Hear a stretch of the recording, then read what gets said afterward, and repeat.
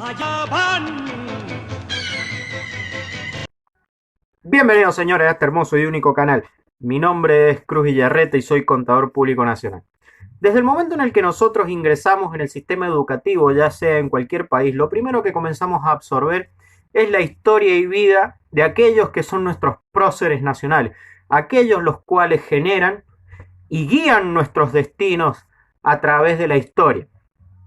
Como mendocino, sabemos que nuestro prócer máximo es el general don José de San Martín. Después, si sos cordobés, de seguro vas a admirar a Vélez Sarsfield. Y si sos tucumano, es muy probable que te hayan hablado un poquito así alguna vez de Juan Bautista Alberdi. La historia argentina con Juan Bautista Alberdi no ha sido buena.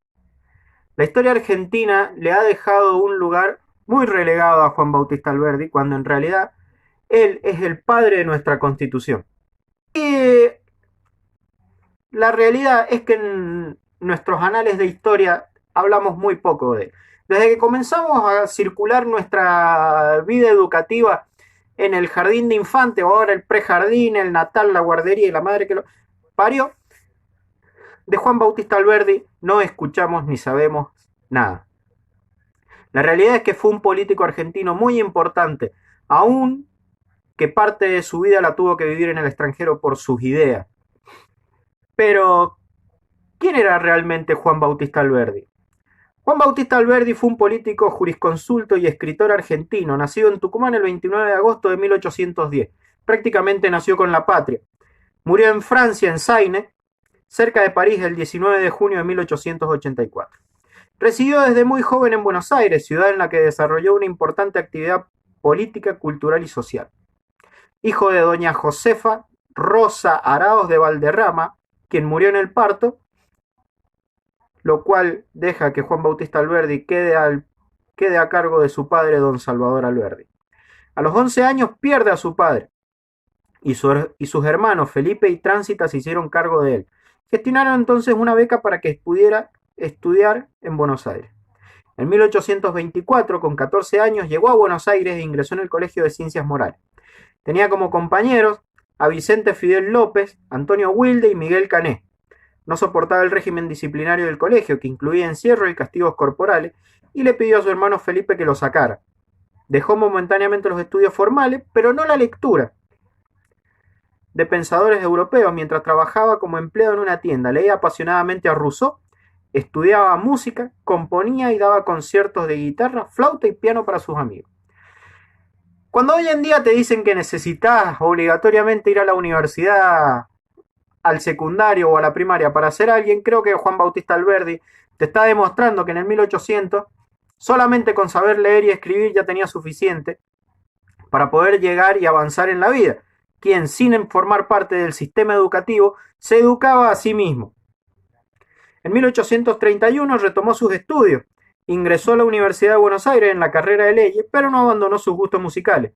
En 1832 escribió su primer libro, El espíritu de la música, buscando escapar un poco a la pesada atmósfera que imprimía el régimen rosista al ambiente intelectual de Buenos Aires. Decidió continuar su formación en Córdoba, donde se graduó de bachiller en leyes. Juan Bautista Alberdi fue un acérrimo enemigo del régimen rosista. Ya sabemos lo mismo y lo que generó el rosismo en la Argentina. Represión, muerte, algo que después el general Juan Domingo Perón, Juancho el Desertor, conocido en mi familia, continuó. ¿Por qué continuó? Porque Juan Domingo Perón, al igual que todos sus seguidores, era un puto y adorador de Rosa. Rosa fue lo peor que nos pudo pasar en la historia a los argentinos, y Juan Domingo Perón lo segundo peor. En 1834 regresó a su provincia y escribió Memoria descriptiva de Tucumán. Su hermano Felipe se había convertido en un colaborador cercano del gobernador tucumano Alejandro Heredia y le solicitó una carta de recomendación para que Juan Bautista pudiera presentarla a alguna personalidad influyente de Buenos Aires. Alberdi se dirigió a la dirección indicada y allí lo esperaba el amigo de Heredia, a quien le entregó la carta. Ese amigo, ¿quién era? Era Juan Facundo Quiroga. Leyó el escrito y le dijo al joven tucumano que le convendría estudiar en los Estados Unidos, más que en Buenos Aires, y que él estaba dispuesto a pagar todos los gastos. Alberdi se entusiasmó con la idea, pero desistió cuando estaba a punto de zarpar. Pocos días después, en febrero de 1835, Quiroga moría asesinado en Barrancayaco, Córdoba, y Rosas asumía por segunda vez la gobernación de Buenos Aires, esta vez con la suma del poder político. Este es el queridísimo prócer admirado tanto por peronistas como por antiperonistas, Rosas, una inmundicia capaz de recurrir al más vil de los asesinatos.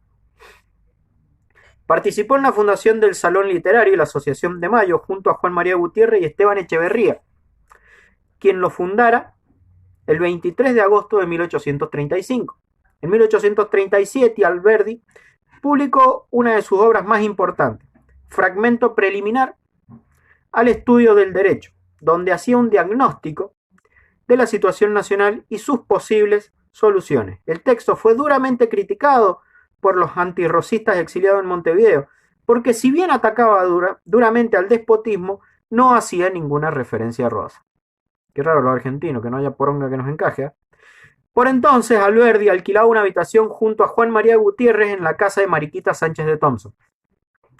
Allí, en el mismo piano en el que se interpretó por primera vez el himno nacional, Alberdi componía sus minués argentinos. Durante ese mismo año, se inició en el periodismo, en la publicación de La Moda, gacetín semanal de música, poesía, literatura y costumbres.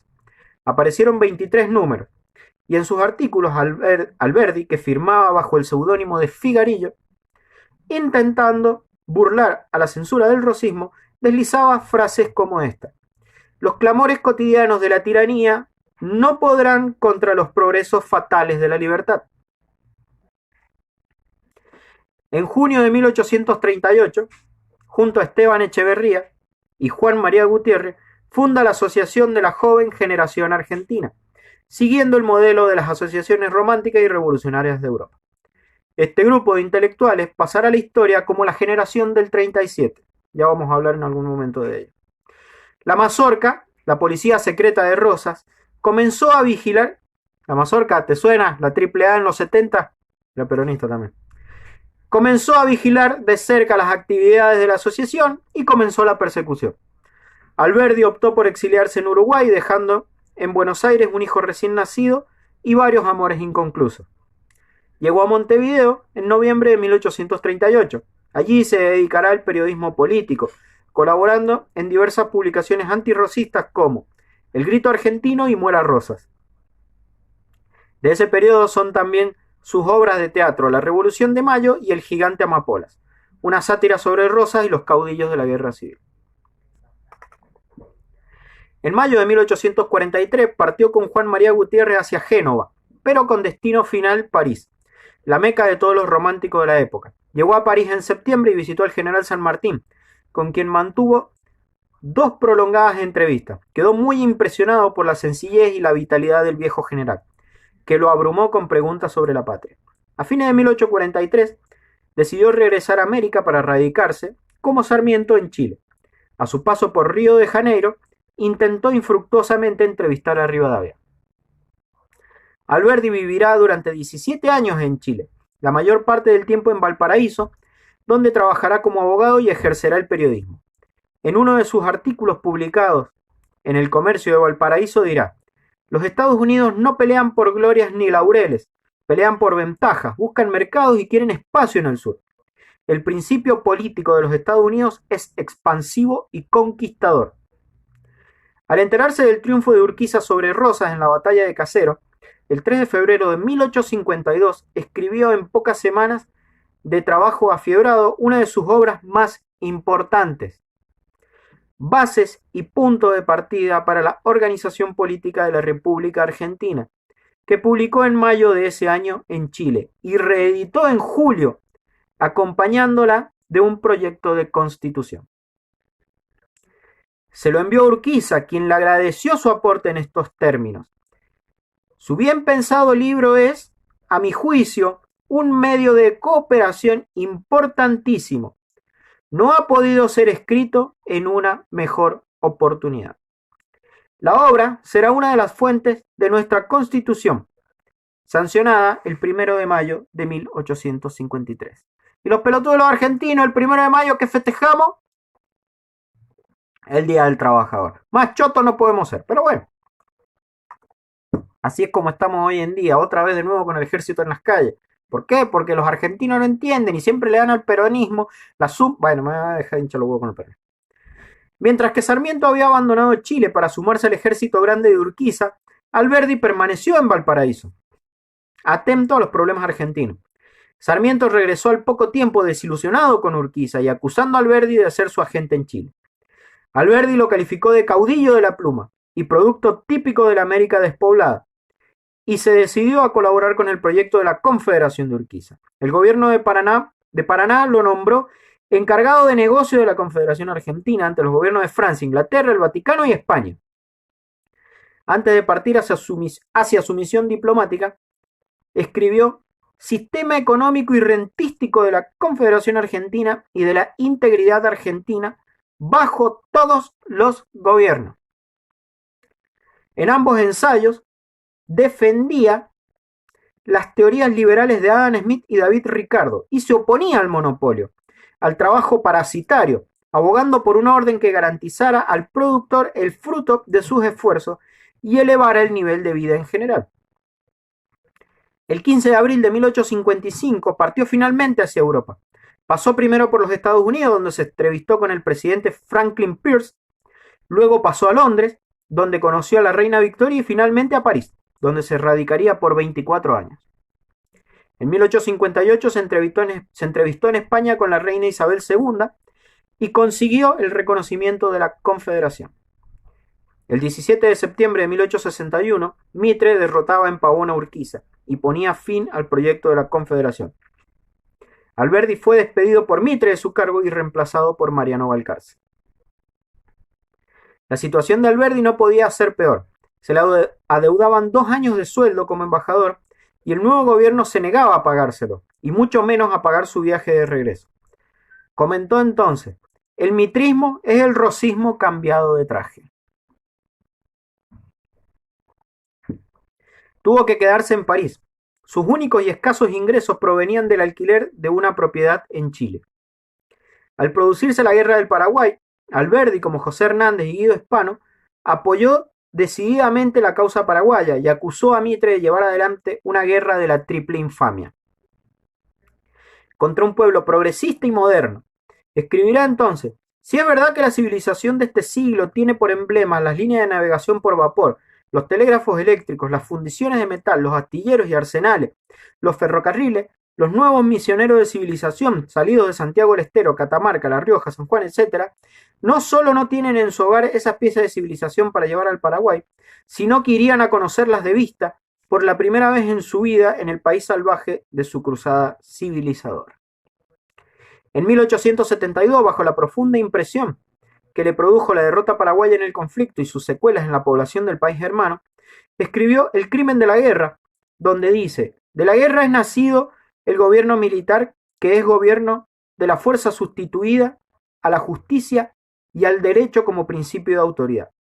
No pudiendo hacer que lo que es justo sea fuerte, se ha hecho que lo que es fuerte sea justo.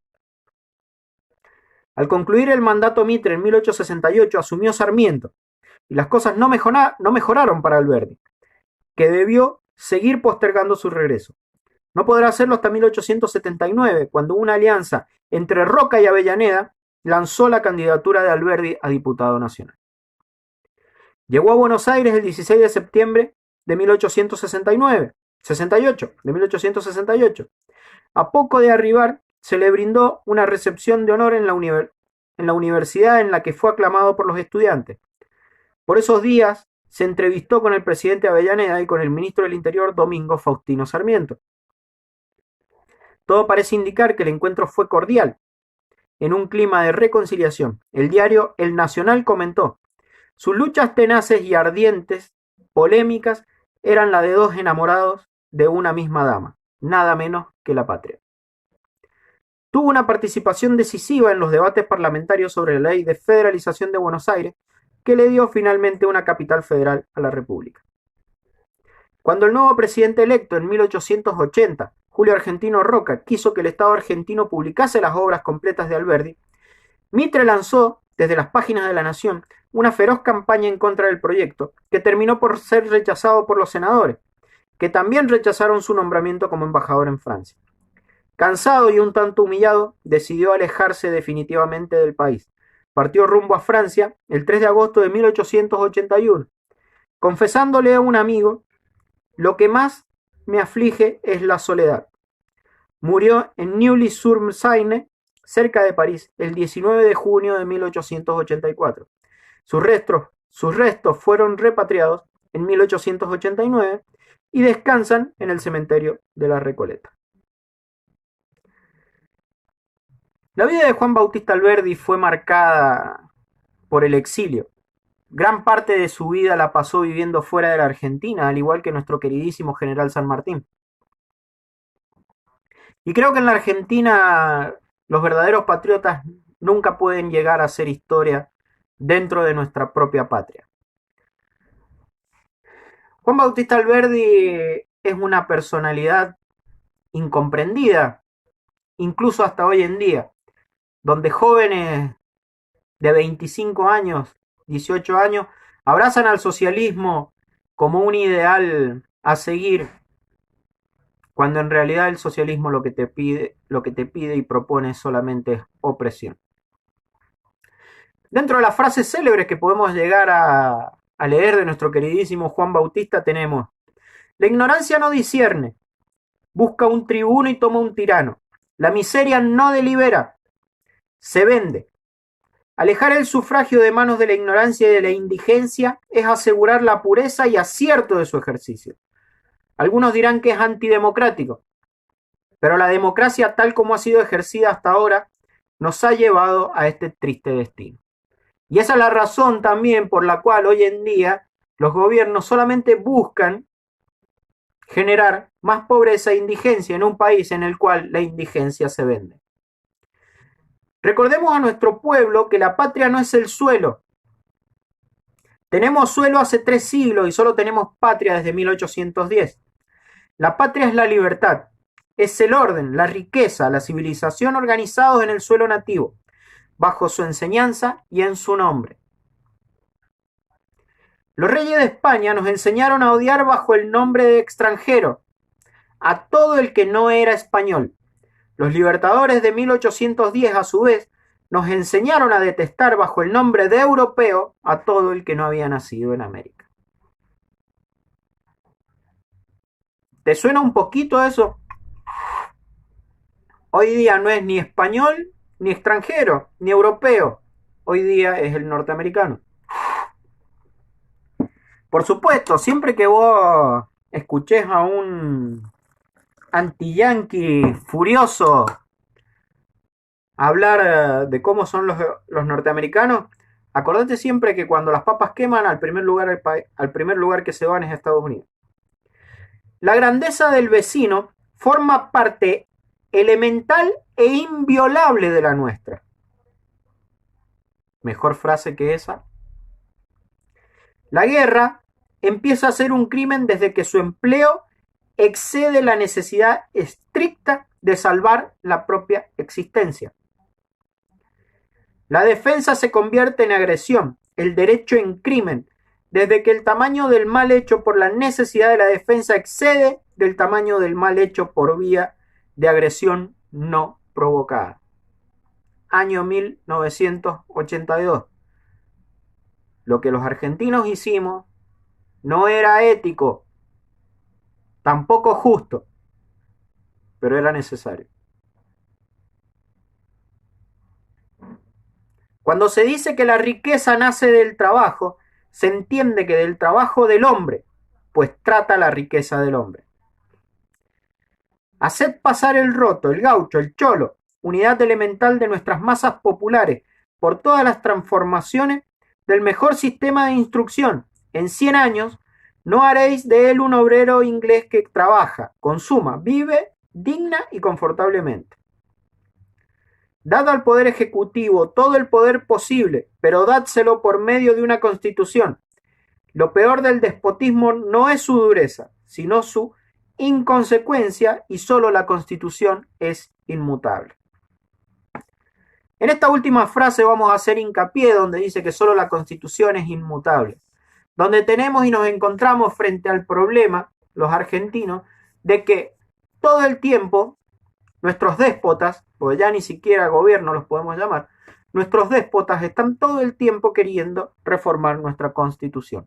Lo lograron y lo hicieron allá en el año 94, de la mano de Raúl Ricardo Alfonsín, el padre de la democracia, una inmundicia que lo único que hizo fue sumir a la Argentina en la pobreza, junto con Carlos Saúl Menem, otro déspota que no dudó en enviar a su propio hijo a la muerte, por defender a sus cómplices.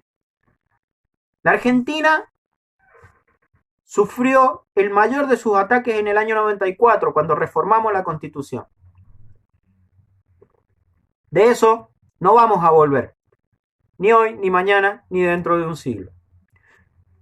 Vamos a comenzar con una serie de videos, esperemos que algún día termine una serie de videos. La biografía de Juan Bautista Alberdi es el primero de esta saga que quiero encarar. Luego seguiremos con sus famosos libros, Bases y Base para la Constitución, y lo que es el sistema rentístico. Nos estamos viendo en el próximo video. Aprovechemos la cuarentena, muchachos, quédense en casa. Me parece estúpido lo que ha hecho este gobierno. Creo que ha afrontado mal las cosas. Desde el primer comienzo, desde el primer momento se afrontaron muy, pero muy mal esta situación. La Argentina no debería estar en una cuarentena total. Tenemos toda nuestra economía parada. Este país se va a terminar de destruir. Así que prepárense para el 89, que otra vez vuelve la hiperinflación. Porque este gobierno no va a tomar las medidas necesarias para que este país salga adelante. Lo que va a hacer es lo mismo que hizo Alfonsín, emitir dinero. Y a todos los pelotudos que hablan de que Carlos Saúl Menem fue el mejor presidente y el más liberal, se pueden ir a la reputísima madre que los parió. ¿Estamos? Menem no era liberal, ni tampoco fue el más liberal. Menem era un peronista más. Que nunca se les olvide eso. Nos estamos viendo hasta el próximo video, amigos. Un abrazo y hasta la próxima. Nos vemos.